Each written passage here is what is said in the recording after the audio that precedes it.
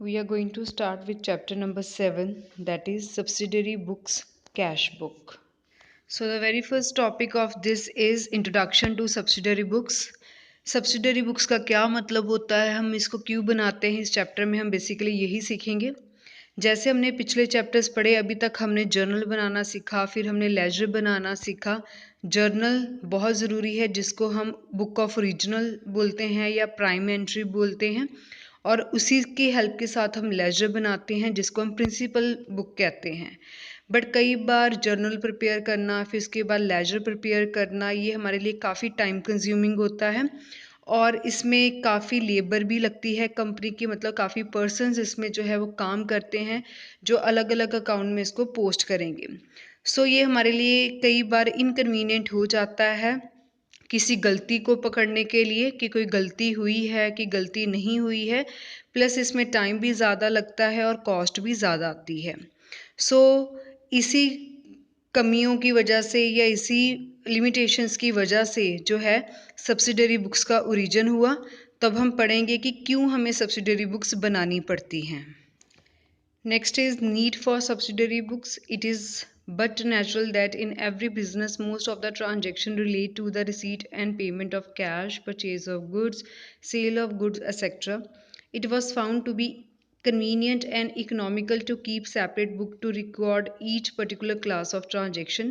Each separate book meant to record transaction of a particular class in the book of original entry or prime entry. In order to make quick, efficient and accurate recording of business transaction, the need for subdivision of journal arises.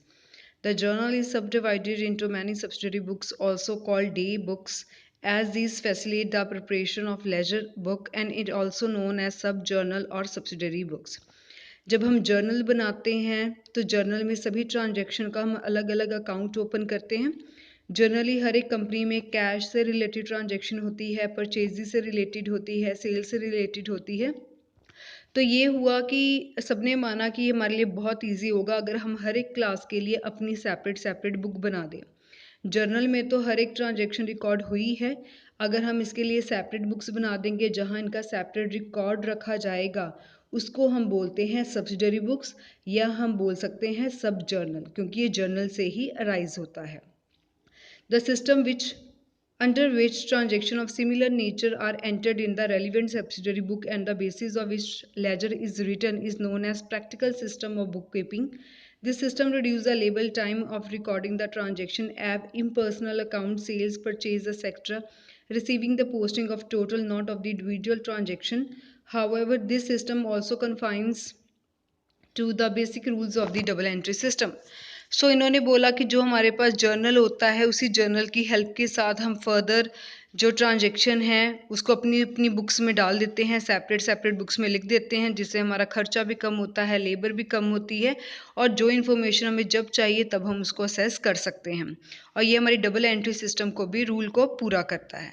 So basically laser और journal में time ज़्यादा लगता था, गलतियों का पता नहीं लगता था, इसलिए हमने सब्सिडरी बुक्स बनाई जो जर्नल में से ही बनती हैं, ताकि हर एक चीज़ का अपना अपना सेपरेट इन्फॉर्मेशन हमें हर टाइम मिल जाए। Next is types of subsidiary books. Generally 8 types हैं जो हम सब्सिडरी बुक्स बनाते हैं, like cash book, purchase book, return outward book, sales book, returns inward book, bills receivable book, bills payable book and journal proper.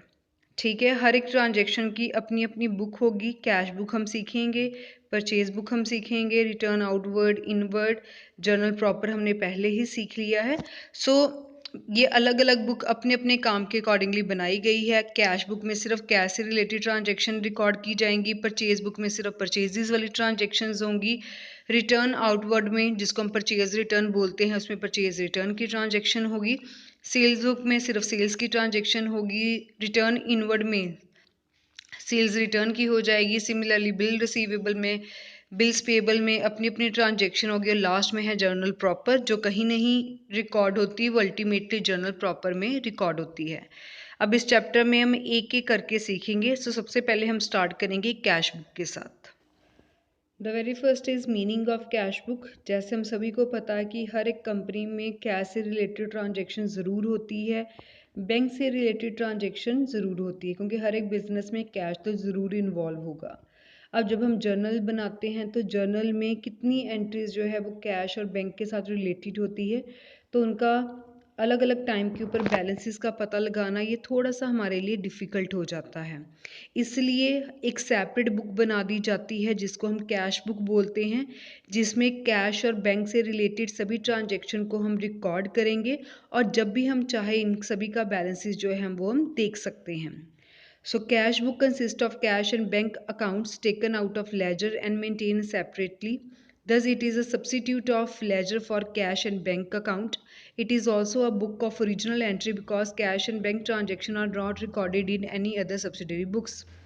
So cash book में हम cash और bank से related सभी ट्रांजैक्शन को लिख लेते हैं। जैसे लेजर में हमने कैश अकाउंट और बैंक अकाउंट बनाया, उससे रिलेटेड जितनी भी ट्रांजैक्शन है उसको सेपरेट एक कैश बुक में डाल देंगे तो वो कैश बुक बन जाएगी। ये हमारी ओरिजिनल एंट्री की ही बुक होती है, ये किसी और सब्सिडरी बुक में नहीं जाती। सो कैश और बैंक से जितनी भी रिलेटेड ट्रांजैक्शन है that will be recorded in cash book. Cash book may be described as a primary book meant for recording all transactions or cash transaction date by usually accompanied by brief narration. It serves the purpose of ledger also. So simple सी बात है, जैसे हम ledger account बनाते हैं cash account का, bank account का, अगर उसको कंबाइन करके यहाँ हम कैश बुक बना दें तो वही बात आ जाएगी। प्रॉपर डेट वाइज होती है और इसमें थोड़ी सी जैसे जर्नल में नरेशन होती है वैसे इसमें हम टू और बाई लिखेंगे सो दैट कि हमें क्लियर हो जाए कि कहाँ से पैसा आ रहा है और कहाँ से पैसा जा रहा है। Next is features of cash book. The very first is only cash and bank related transaction are recorded. Cash book बना रहे हैं सो सिर्फ पैसे से रिलेटेड ट्रांजेक्शन लिखेंगे, चाहे वो कैश की हो चाहे वो बैंक की हो। It perform the role of both journal and ledger. ये जर्नल और लेजर से ही बनती है, सो दोनों रोल यहाँ पूरे हो जाएंगे। Receipt are recorded on the डेट side and payments are recorded on the credit side. जितने भी पैसे आ रहे हैं उसको हम डेबिट साइड लिखते हैं और जितने भी पेमेंट्स कर रहे हैं वो क्रेडिट साइड जाती हैं। It records only one aspect of the transaction, that is cash and bank. Double entry is completely by the meant of posting in the ledger to the respective account. इसमें हम एक ही prospect देखते हैं कि पैसा आ रहा है कि पैसा जा रहा है, और जैसे जब हम इसको अंदर रिकॉर्ड करेंगे तो वही डबल एंट्री, जैसे कैश अगर डेबिट है तो डालना डेबिट साइड है बट लिखना क्या है जो ऑपोजिट होगा। सो जर्नल और लेजर का भी यहाँ प्रोस्पेक्ट पूरा कवर होता है। Fifth point is transaction are recorded in chronological order. Date wise हम इसको नोट करते हैं, आगे पीछे नहीं नोट कर सकते। Cash column must have debit balance whereas bank column में बी डेबिट और credit balance depending upon whether bank is positive और ओवरड्राफ्ट। जब हम कैश बुक बनानी शुरू करते हैं सबसे पहले हम कैश और बैंक का बैलेंस लिखते हैं।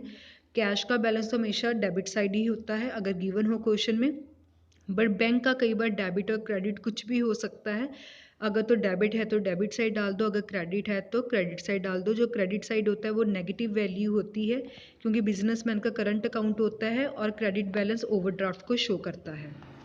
Non cash aspect of the transaction is posted in the ledger. Cash aspect require no posting because cash account is in the cash book itself.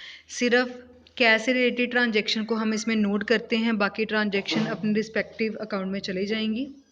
Format of cash book is just like ledger having the two side debit and credit. जैसे हम laser का format बनाते हैं, debit और credit side होती है, amount डालते हैं, सिमिलरली कैश बुक का भी ऐसे ही होता है। अनलाइक एनी अदर अकाउंट और book, cash book is balance daily. Cash book का बैलेंस डेली बेसिस में कैलकुलेट होता है क्योंकि हर एक कंपनी देखती है कि आज के दिन हमने कितना बिजनेस किया, कितना पैसा आया, कितना बैलेंस पैसा गया। बाकी केसेस में हम बैलेंस कैलकुलेट कर भी सकते हैं, नहीं भी कर सकते। And the last point is cash book must show debit balance always, is cannot have a credit balance because no one can pay more than what one possesses.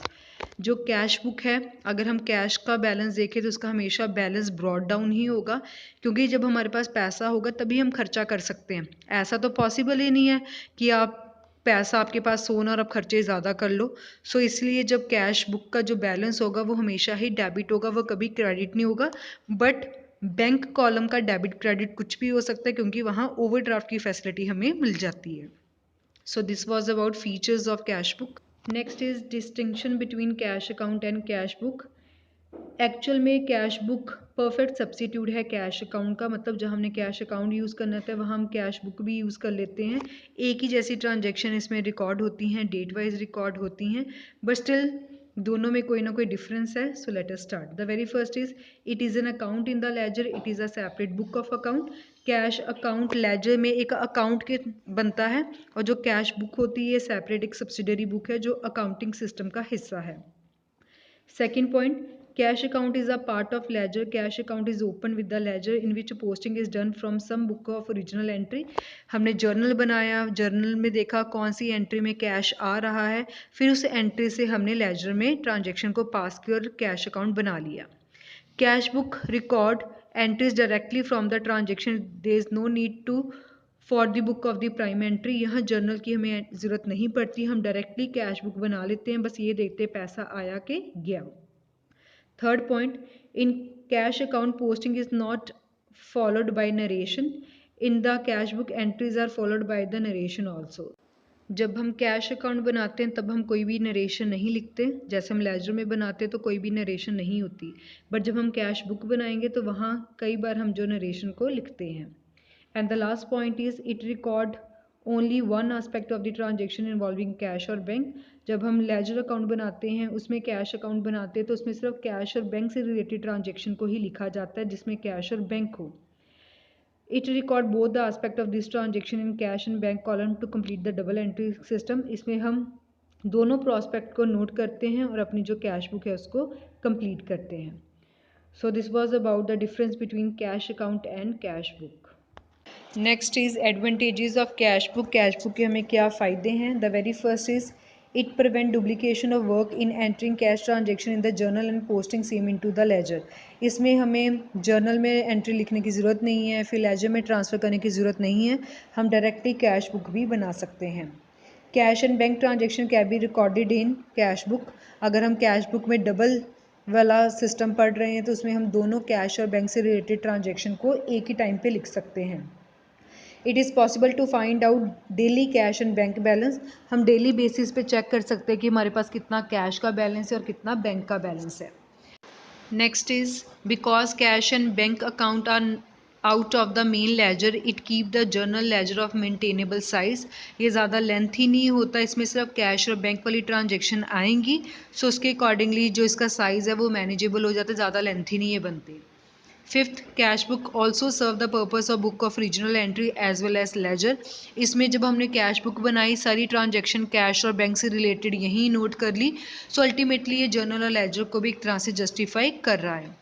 And the last point is fraud involving cash are likely to be minimized and where commitment are likely to be detected at an early stage. Fraud के chances यहाँ कम हो जाते हैं और जिसका जितना हमने पैसा देना है, कब देना है, वो भी हमें यहाँ से पता लगता रहता है। So this was about the advantages of cash book.